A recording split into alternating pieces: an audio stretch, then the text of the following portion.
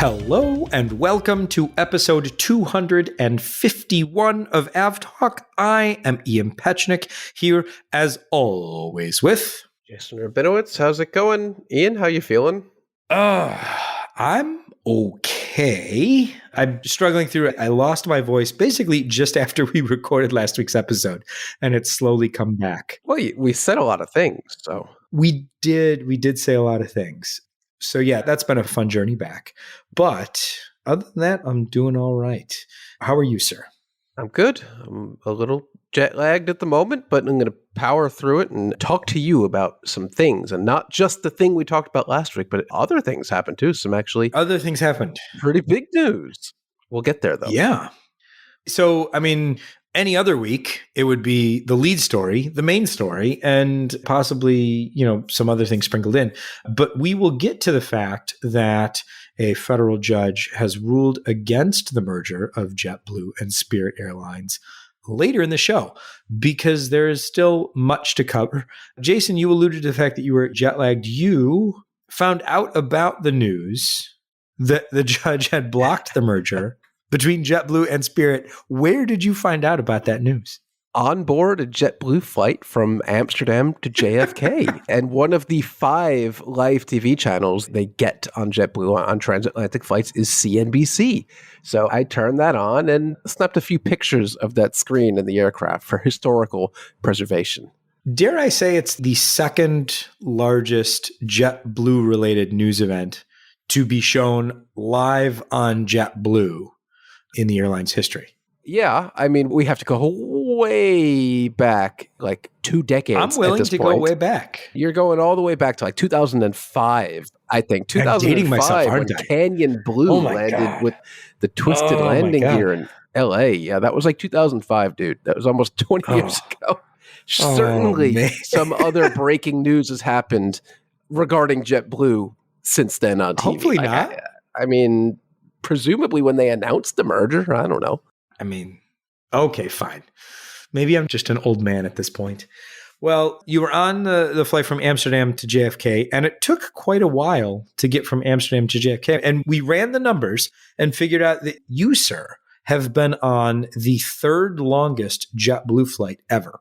Yeah, at least we think so. JetBlue started operating transatlantic flights in the summer of 2021 and added... notoriously Amsterdam most recently. It adds a couple new ones this summer, I think Edinburgh and Dublin, but Amsterdam is currently its longest flight by duration of flight and mileage. And when you add in some headwinds over the North Atlantic, that flight gets long. And it is safe to say if this was the 3rd longest flight that JetBlue has ever had on the Amsterdam route, it is probably the 3rd longest flight JetBlue has ever operated. And yeah, we left Amsterdam on time miraculously because there was a lot of snow, ice, sleet, hail, rain, all those kind of things in Europe this past week, but we left right on time, but we blocked in to JFK like 45 minutes late just because of the headwinds that day. Good times. And by good times, I mean fun. So that gets to something that we've talked about with single aisle transatlantic operations. Setting aside the passenger cabin and comfort issues, which I've kind of come around to being not as big of a deal as most people make them out to be when they say, I'm never going to fly transatlantic single aisle, the A320, I don't like it. But the actual operational concern is that because of the A321 LR and the XLR economics, they fly lower and they fly slower.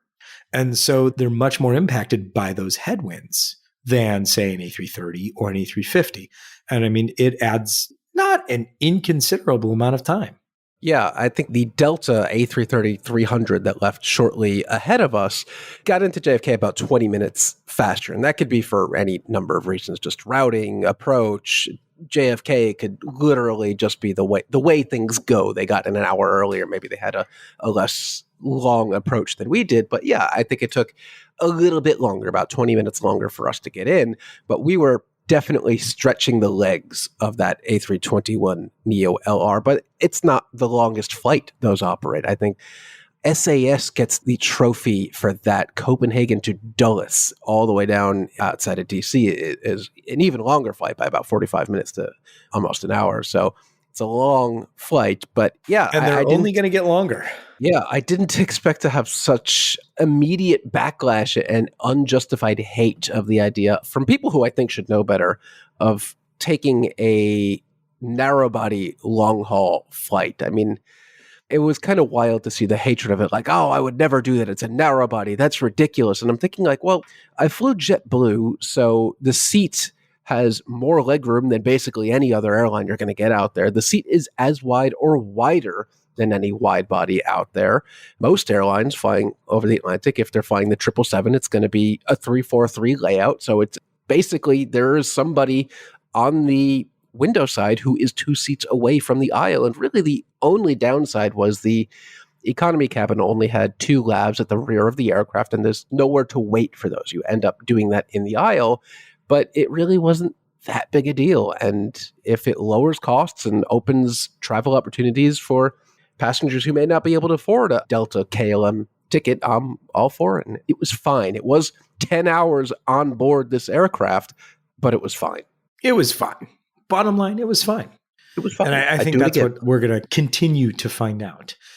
Okay.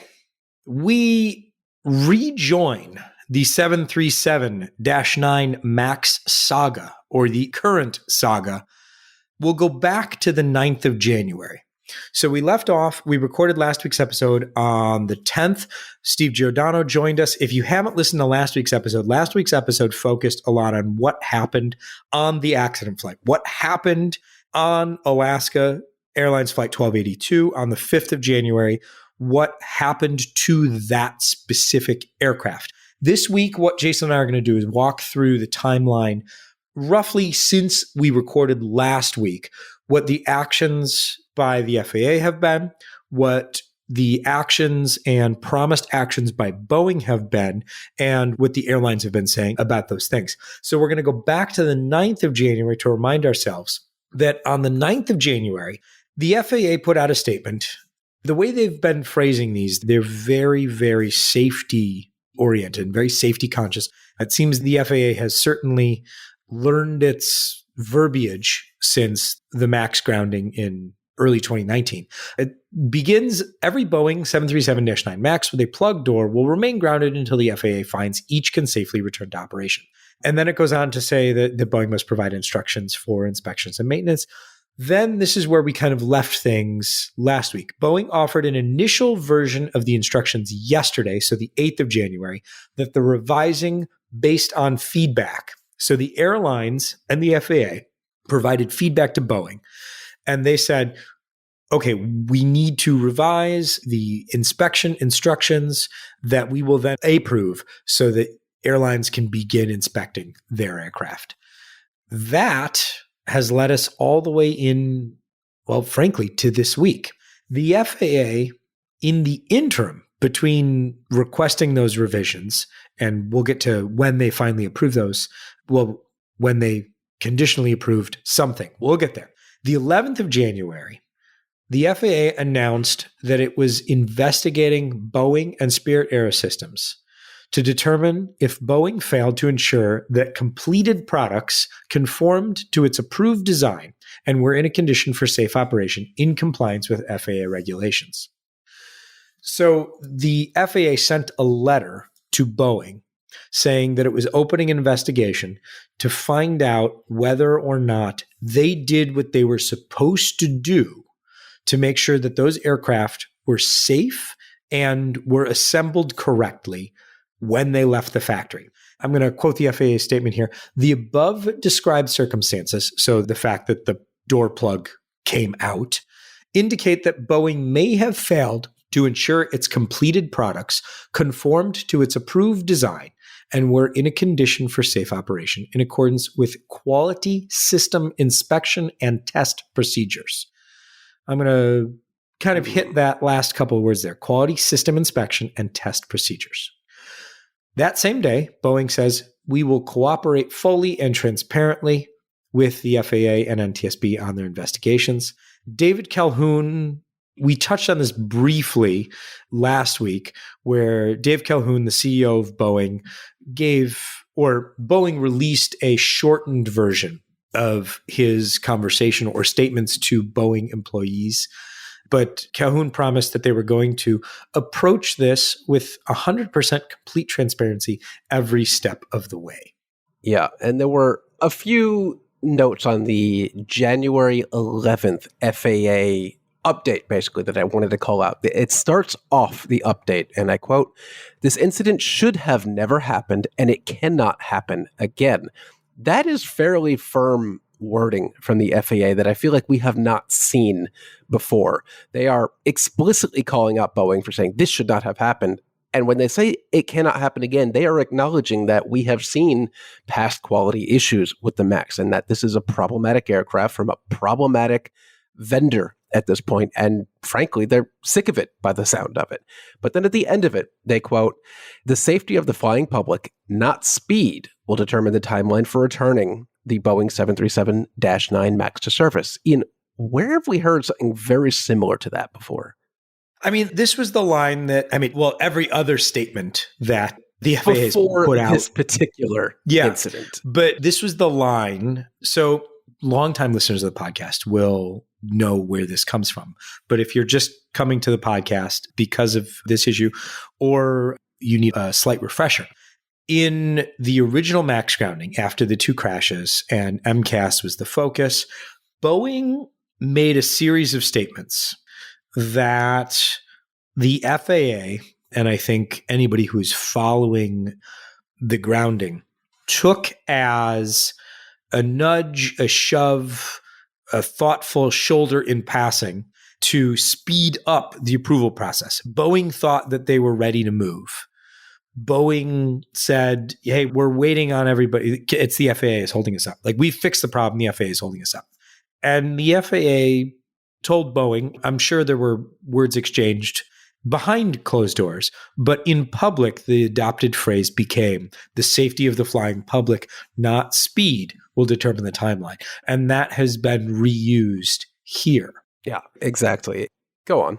The other interesting thing about the statement last week was that this is the first time where the FAA is floating the idea that it could remove entirely Boeing's delegated authority to certify its own aircraft. Yeah, that does kind of feel like the nuclear option. I would imagine they'd have to see something so horrifying, so out of the norm at one of their facilities that they would have to act on this. It seems like a bluff, but it's good that the FAA is even putting it on the table publicly to put on the table something that they may not actually do, but say, here are our options. And if we find that Boeing is so unprepared to do its job, that we will pull that lever if we have to.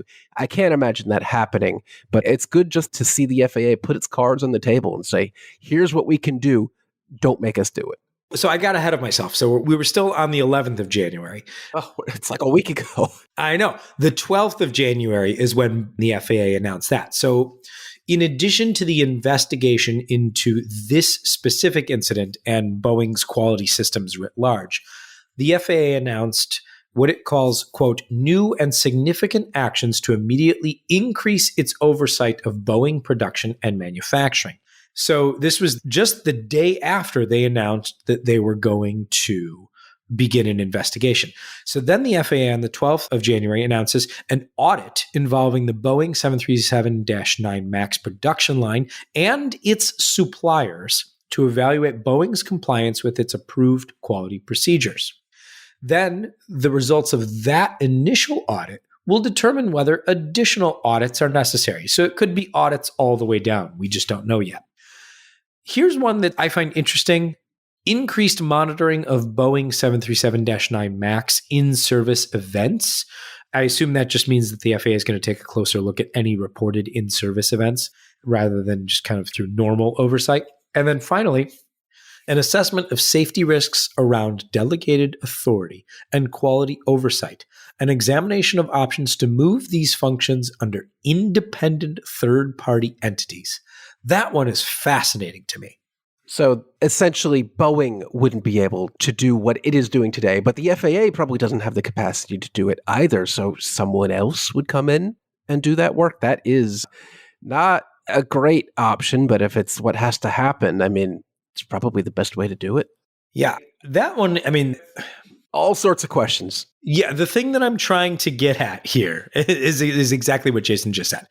Every news statement by the FAA and by airlines, and I hesitate to say by Boeing, because Boeing, for its part in its commitment to 100% transparency, hasn't really said anything. Well, it said one other thing. Than agreeing. Exactly. It said one thing, January 12th. It issued 2 sentences.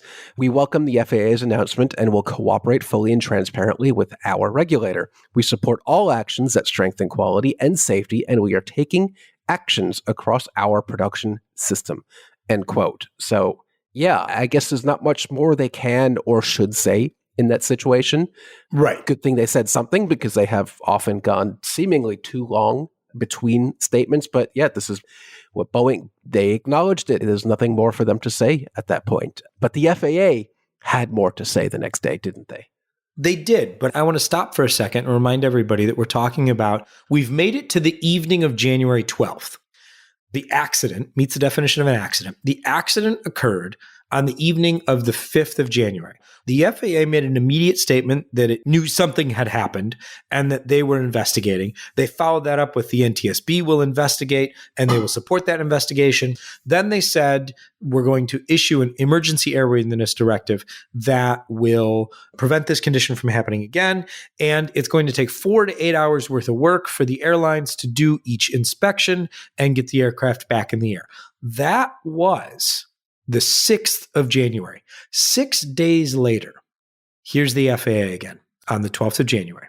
The FAA is requiring Boeing to provide additional data before the agency approves an extensive and rigorous inspection and maintenance process for returning 737 MAX 9 aircraft to service. So 6 days after announcing that they had an emergency airworthiness directive ready and that it would take airlines 4 to 8 hours of total work per aircraft to get things done, they're requiring Boeing to provide additional data before they even approve an inspection. Yeah. Go on. And so here's where it gets even more interesting to me. After reviewing Boeing's proposed inspection and maintenance instructions, quote, the FAA determined it needed additional data before approving them. Accordingly, which is a weird adverb here, accordingly, the FAA is requiring plug door inspections of 40 aircraft. So what they did is they basically, and I don't know if this was 20 Alaska, 20 United, but Alaska inspected 20 aircraft. So I'm assuming that United inspected 20 aircraft as well, because those are the 2 US airlines that operate the door plug configuration. The FAA is encouraged by the exhaustive nature of Boeing's instructions for inspections and maintenance. However, in the interest of maintaining the highest standard of safety, the agency will not approve the inspection and maintenance process until it reviews the data from the initial round of 40 inspections. Now, we've been operating under the assumption, rightly or wrongly, but we've been operating under the assumption since the preliminary data shared by the NTSB pointed to either very loose or entirely missing bolts.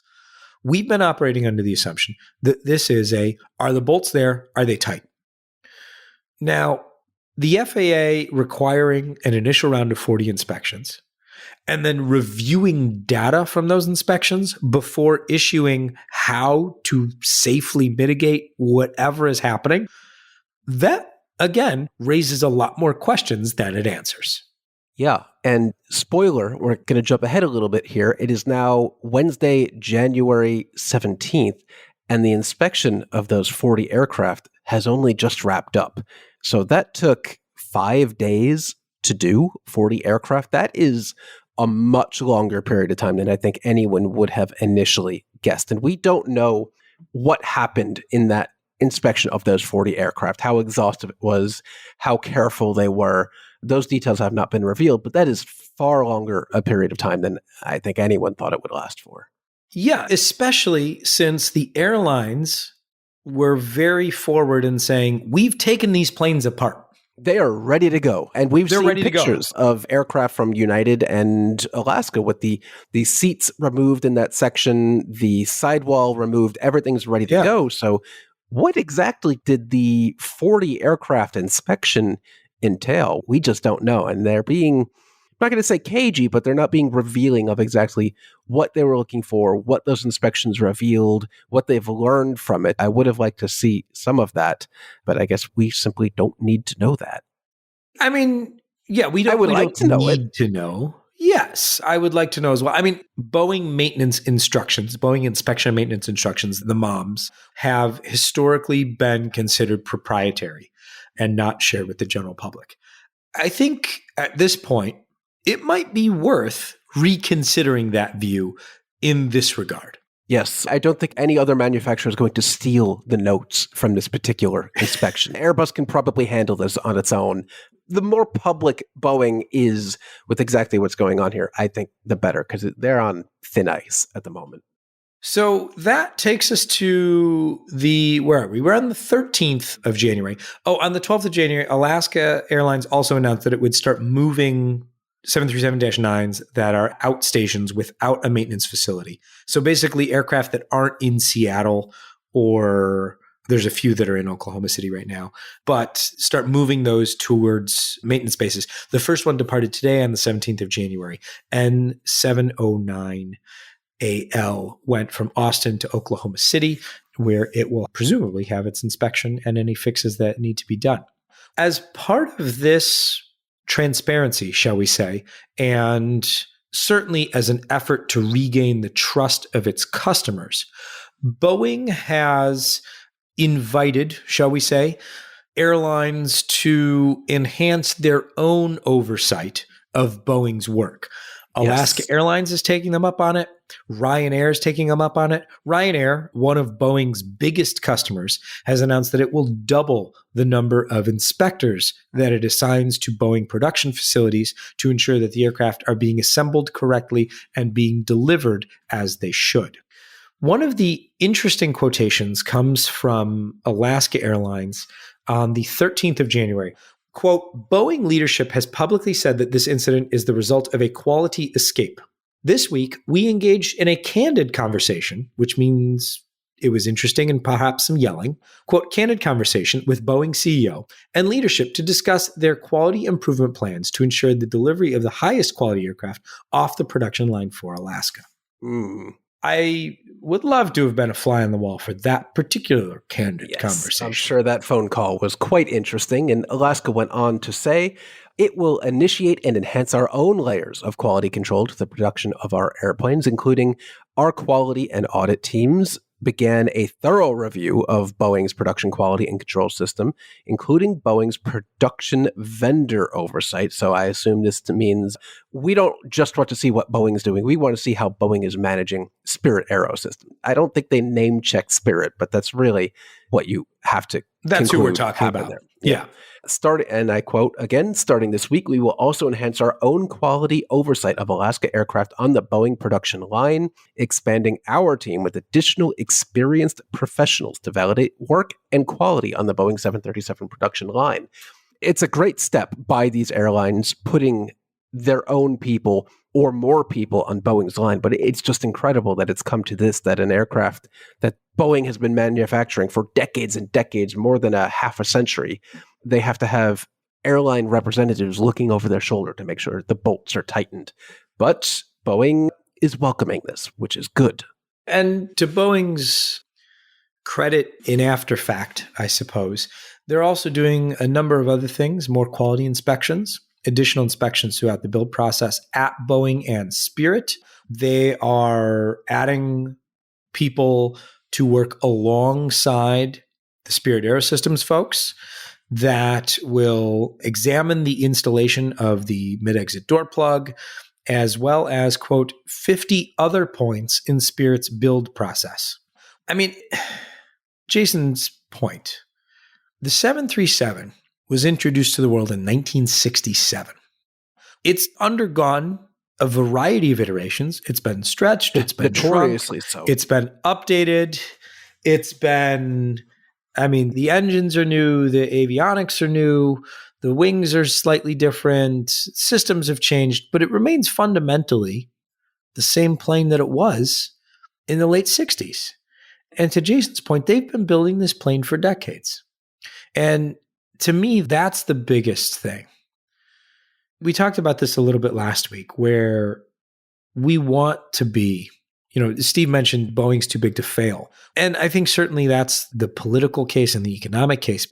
But from a point of pride and from someone who loves aviation and who got into aviation because Boeing aircraft would fly over my house and I would get to watch them and go, those things are really cool. I think that it's a supreme disappointment that we're having this conversation this year about these things. I think that fundamentally it's disappointment in an organization that inspired a lot of us to take an interest in this industry. I mean, the Joe Sutter's book about the development of the 747, and I've probably read it a dozen times. It's not a long book, and if you haven't read it, it's absolutely fantastic. It's just called 747. It's by Joe Sutter, who is the lead designer of the 747. But he also worked on the 707, the 727, and the 737. He's the gentleman that's responsible for where the engines are on the 737, for good or for ill, I guess, depending on your perspective. He's responsible for practically Boeing still existing as a company. His description of that era in Boeing, I'm sure it's a rosier picture. Any memoir is going to be rosier than the truth, but it's inspirational to see what they were doing at that time. And it's a supreme disappointment to see what has happened to Boeing and what, frankly, continues to happen to Boeing. And for all of these, quality systems, quality assurance improvements, inspections, and things like that, we've already been here. We've already done this, and not that long ago. I mean, the entire MAX fleet was grounded for almost 2 years. And I feel like we're talking about the same things again. I think it's different. With the original MAX grounding and MCAS, it wasn't a workmanship quality issue. It wasn't a Steve didn't tighten the bolts properly on this plug door, or Jake forgot the bolts entirely. The original MCAS issue was an issue of deception and deceit and lying to customers. It was more of a mentality of Boeing of, we're always right. We're going to do the bare minimum to make sure that this airplane is safe. We're not going to tell everyone everything. It's going to be fine because we're going to make a lot of money and it's going to be great. That's different. That is a corporate culture situation that can and should and needed to change, and I'm not convinced did change. This is a fundamentally different problem. But that's my point. Yeah, this is a fundamentally different problem, though. I don't think it is. I think it is. I think this is fundamentally worse. I think there was an infection at Boeing that has still not been truly rooted out, that there was a business infection there, that they were doing what they could do to maximize profits. Capitalism really took hold of Boeing, and I don't think anyone can argue against that. This is different. This is, we cannot do the most basic task required of us, which is tightening bolts and making sure things don't fly off a 2-month-old aircraft. This is different. This is much more troubling to me. This can't be fixed by turning over the board, even though that should happen. This is a fundamental issue that there are people on the line building their airplane can't do what they are there to do without a Boeing inspector looking over their shoulder, and then an airline inspector looking over their shoulder, and then an independent assessor looking over their shoulder. There are 4 layers of shoulder looking happening here, and it's not sustainable. I mean, we can laugh about it, but that can't continue. You can't have 4 people looking at everyone tightening every bolt. Like, that's not going to work. And this is, to me, is a much harder problem to solve than lying to customers and designing a faulty piece of software. This is bad. I think they're both bad, but I think they both stem from the same root, which is, it's a cultural problem to me. Yeah. They just didn't do what they were supposed to do. And to me, that comes from the top. That culture of this is fine comes from the top, and that, to me, it's the same issue. The MCAS, it was good enough. It was a fine solution, good enough. Put it on the airplane. This is, the doors on the airplane, good enough. They're separate, immediate issues, certainly. But to your point, where there needs to be systemic change at the top of Boeing, I could not agree more. Yeah. And change hopefully is coming. There is a change to top leadership coming to Boeing commercial airplanes, but not soon enough, unfortunately. That takes us to today. The first 40 inspections are complete. The FAA is reviewing the data. The aircraft remain grounded, so one can safely assume that this will stretch at least another week. I mean, if it took 5 days to examine 40 aircraft, there are nearly 200 aircraft that need to be inspected and returned to service. We'll talk about it again next week, I'm sure. Yep. I hope we have some good news. I hope another week from now, there is good news that inspections are happening and they can get these aircraft back into service, because this is long-term. This is just not sustainable for the airlines impacted by this. It's 20% of Alaska's fleet. It's 20% of Alaska's fleet. It's 8% of United's, which doesn't sound like a lot, but you have to understand how many flights United operates a day. For Copa, I mean, it's a huge chunk of its fleet. Yeah. Not insignificant. Airlines are losing patience, understandably. Alaska Airlines today, the CEO of Alaska put out a video message standing behind Boeing as much as you reasonably can in this situation, visibly frustrated and apologizing to passengers. I didn't quite like the part where he explained what proudly all Boeing means to them. Like maybe downplay that a little bit more. It is a tagline. It is not more than a tagline. It is maybe reconsider that at this point. I don't know. It sucks for everyone involved, and nobody wants this to continue. With those inspections of the first 40 aircraft, we don't know what they discovered, but hopefully it is nothing major. They can get the fix out and get these aircraft back into service, and then start the process of, how should I put this, reassuring the flying public once again that the MAX is not a death trap. And I think that's going to be harder this time somehow than it was last time. I think that goes to your point about, with software, I think there's enough people who don't necessarily understand that if you say, we fixed the software, it's safe now, they will believe that. We fixed the software. And if the software is not fixed, there's a chunky switch here that we can flip and we just turn that thing off. And that's essentially what they did. This is different. Anyone can understand bolt's not tight. Bolt's there, bolt's not there. Yeah, that's not good, especially when the consequence of the bolts either not being tightened or not there is so dramatic and is so sudden and was so visible in social media this time. It's going to be an uphill battle, and the flying public will forget. And the next time they see a $27 fare sale on Alaska, they will forget that it's operated by a 737 MAX 9. But the reputation hit Boeing and the MAX as an aircraft have taken this time around, in my mind, it's irredeemable. It is so much damage so quickly. I don't know how they salvage this brand name. And by that, I mean the MAX, not Boeing itself. Or both. I don't know. We'll talk more about this next week. But until then, the planes are sitting on the ground, waiting to be inspected. Meanwhile, JetBlue and Spirit Airlines have been permanently enjoined from executing the proposed merger as agreed on July 28th, 2022, which shows you how long ago this started. So the beginning of this story is that Spirit and Frontier, both ultra-low-cost carriers, were going to merge. They had an agreement. Everyone goes, this makes sense. Yeah, this actually works. This might go through.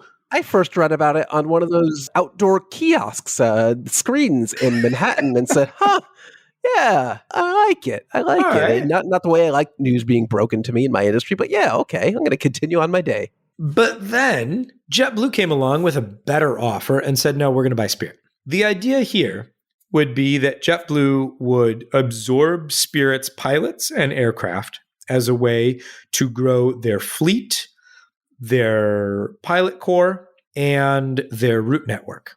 The United States government said, not so fast. JetBlue's argument was that the acquisition of Spirits would lower fares because of the quote-unquote JetBlue effect, that JetBlue has sometimes had on markets that it entered. Historically, I mean, we might have to date ourselves back 15, 20 years ago, since this was really a thing, but it was most certainly a thing decades ago. At some point. And their argument was fares will go down and it'll be great for everybody. The government's argument was, well, that's not what we think is going to happen. We think that Spirit is an ultra low-cost carrier. You're not. Fares on balance will rise because you're going to JetBlueify the Spirit aircraft, so they will be less dense and less yellow. The less yellow part was not part of the government's argument. It's part of my argument why I didn't like this merger. Right. As valid as any other defense. I know. This week, a federal judge blocked the merger. Not any merger. So they're free to try again with a different format. But the merger that they agreed to in July of 2022 is blocked. And I'm going to quote the end of the decision because there's a lot of quotable lines in this decision. There are.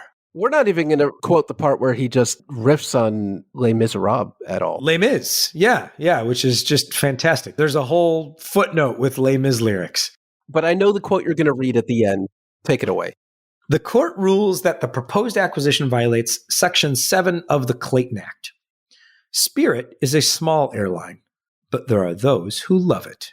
To those dedicated customers of Spirit, this one's for you. Why?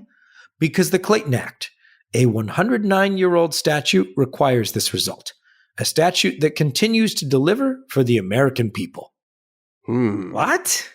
Yeah, I know what he's saying here. He's saying that there are people who are dedicated to Spirit because Spirit is a low-cost airline, and often people can only fly because Spirit offers a low fare. And the ruling overall, which is like 113 pages, took a long time to load on in-flight Wi-Fi, by the way. But it goes into saying some kind of believable but outlandish things like, if not for Spirit, I'd never see my family in San Juan because they're so cheap and things like that. And I get it. But yeah, the ruling was pretty... It did acknowledge that JetBlue argued well against some points, but overall they determined that without Spirit there would be less competition. And the definition they had of competition, this was a foregone conclusion. It was interesting. I'm going to pull another quote here. Although the defendant airline provided ample evidence at the rebuttal stage that the anti-competitive harms of the proposed acquisition will be offset both by new entries into the harmed markets and potential pro-competitive benefits, this evidence fails to establish that the proposed merger would not substantially lessen in at least some of the relevant markets. So it was really a determination that if JetBlue nullified Spirit from the market, if it ceased to exist, it would take so long for, if ever, for other airlines to backfill the routes and the place in the market that we know Frontier can't possibly grow that fast. We know other airlines starting up like a Velo and Breeze, they can't possibly grow to the size of Spirit in the foreseeable future, that without Spirit, this segment of the market goes unserved. That was the crux of the rejection. The follow-on is a bit interesting too. So this was John Ostrower quoting TD Cowen analyst Helene Becker. This one gets spicy. On Spirit, quote, "We believe the best case scenario for Spirit is a Chapter 11 filing followed by a liquidation." Yeah. Wow. I hope that is not the case. And I'm going to echo what Brett Snyder, Cranky Flyer, regarded, that in the last year, Spirit hasn't done a damn thing. It's just been sitting there, waiting out to see what happens, not really doing anything strategic. It's got to figure out its near future in a hurry, and it's a long-term future. They have plans for profitability in the long term if they go it on their own, but now they need to make those plans a reality, and they need to do it quickly.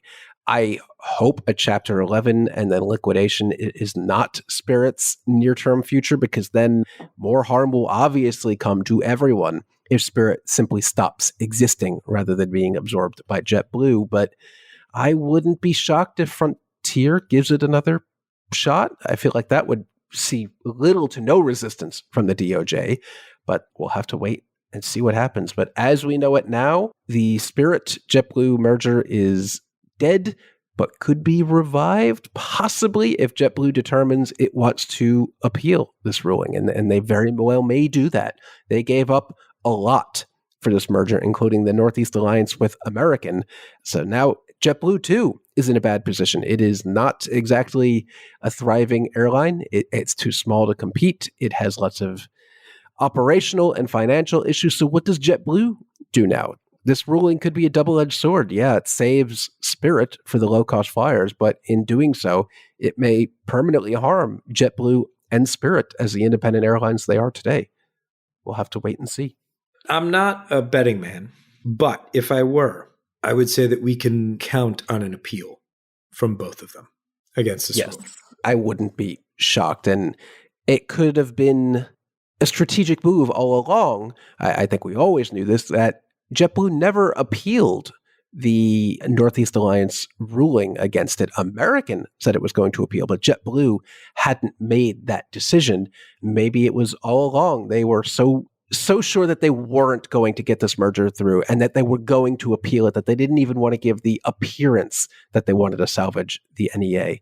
Pretty strategic, but it won't matter for the current CEO. Robin Hayes will be out in a month. So someone else, Joanna Garrity, I believe, who's the current COO, I think. I'm not 100% sure on that. But she's been the shoo-in to take over as CEO for JetBlue for a long time, and that will be happening next month. So this becomes her problem now. Good luck. Jason, there are holes. Where are there holes, and why is it a problem? They're in runways, and you're not supposed to have holes in your runway. Wow, it's been a while since we've talked about like random news we find on the internet. Random airline news. Yeah, where did this happen? Where did this happen? This is in Hawaii, my friend. Why are there holes in the runway in Hawaii? I don't know. I didn't know they get potholes in Hawaii. They don't have ice or snow. I guess it happens some other way. But they had a hole in the runway. Which airport was this at? Kona, was it? Yes, I believe. Yes. And it shut down operations for mainly Hawaiian, let's be honest, overnight, caused some chaos. But yeah, not too often you see a random NOTAM saying, airport closed. There's a hole in the runway. A few years ago, the FAA released a new NOTAM tool where you could search the free text of the NOTAMs. And so every once in a while, I'll go through with a list of interesting phrases and see if anything pops up, like cows, sheep, goats, animals that tend to wander across runways. And every once in a while, there's some good stuff. But now I'm going to have to add holes to that list. Yep. You don't want to drive your airplane over a hole in the runway. You know what else you don't want on your airplane on the runway? Fuselage cracks are not particularly good. Those are bad. Those are bad news. This comes to us from an Aviation Week article saying that Lufthansa discovered and grounded 2 of its recently converted A321 freighters due to cracks in the fuselage. A single fine crack found on the rear fuselage structure of the 2 freighters. Apparently, they were already undergoing a routine check and that they don't believe the cracks were caused by the conversion of those aircraft to freighters. But that's not good. You never want to hear that. It does have other freighters that are still in operation. And I'm kind of just laughing to myself because I'm seeing that this is Lufthansa, but it's Lufthansa Cargo, and the livery is Lufthansa Cargo, but it's also operated somehow by Lufthansa CityLine. So it's just how many layers deep of Lufthansa can you get? I don't want to find the ultimate answer to that question. You may never know, but you know what you might be able to answer is what happens if a small airline with only a couple Dash 8s or Beavers or seaplanes in a very specific geography, what if they get too ambitious? What usually happens? Well, historically, that has not worked out well for such airlines. But why not give it a shot? Sure. Maldivian, I guess, a little airline in the Maldives. They operate mostly little seaplanes, and I think they have one A320. Flight Global reports they want to go crazy, and they want to obtain a 787-8, maybe also an A330-200. They announced these things on 2 separate days, which is a little odd, but they want to go long haul, which some aircraft they probably can't afford to a place that probably doesn't quite need it, don't really know, but we've seen this play out before where little airline gets a little too ambitious they're served by, some of the largest aircraft in the world already. So, who doesn't want to go to the Maldives? But this is a very strange request to me, because why get one A330 and one 787? For maximum complexity. Yeah, it seems like a terrible way to make your maintenance people go crazy. I mean, I do like that they were as specific enough to say as, yeah, we want a 78 with the GENX engine. So, but we'd also consider one with the Trent 1000 from Rolls-Royce. Oh, okay. So you want one or the other. You'll take anything out there then. Fine. So be it. It's just really strange, but I hope they don't do this, because it will ultimately result in the demise of the entire airline. And this has happened before, and I hope this will happen again. But we are back at that point of the airline industry that we were at before COVID, where little airlines were doing things that they probably shouldn't have been doing and growing too fast, going too far with planes it couldn't afford. And then they hit a brick wall and the whole thing came tumbling down and they never operated again. I guess we've gotten to that point in the recovery that we could start having fun with this again. Why not? Maybe that's good. It's good, but it's also just we've seen this happen before. Don't do it. Don't be the airline that does it, but it's good to see that there is an airline doing something like this again. I guess we've reached the amusing portion of the events. Here's just unbridled good news, and a cool one, because I'm a sucker for a special livery. LATAM is developing 5 country-specific special liveries for its fleet. These will go on to A320 family aircraft. So you'll have a green and yellow Brazil flag livery. You'll have a blue and red Chile livery. You'll have a yellow, blue, and red Colombia livery, a yellow, blue, and red, but different Ecuador livery, and a red Peru livery. So very cool stuff. I like the idea. A nice play on the existing tail.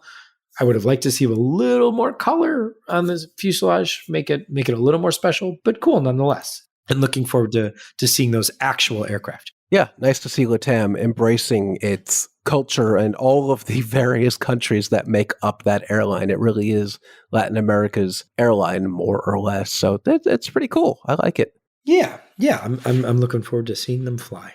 You know what you're not going to see flying again? Yo, good one. I had to get that in there before you continued. You almost missed a fantastic transition. Oh, I'll just take it from here. Remember the Ural Airlines A320 that landed in a field because pilots in charge really didn't take everything into consideration that they needed to during a fuel issue and put her down in the fields of Siberia? Well, unfortunately, it turns out that aircraft, against our wishes, will not be flying out. They will scrap it. That needs to be on the record. Against our wishes. Against our wishes, and every AvGeek's wishes. We would all prefer to see it fly out of there. Again, I was really looking forward to that absolutely abysmal quality video coming out of Russia that all of their interesting videos seem to be. But this aircraft will be parted out in place to support the, I guess, other aircraft at Ural Airlines. And that's just disappointing, isn't it?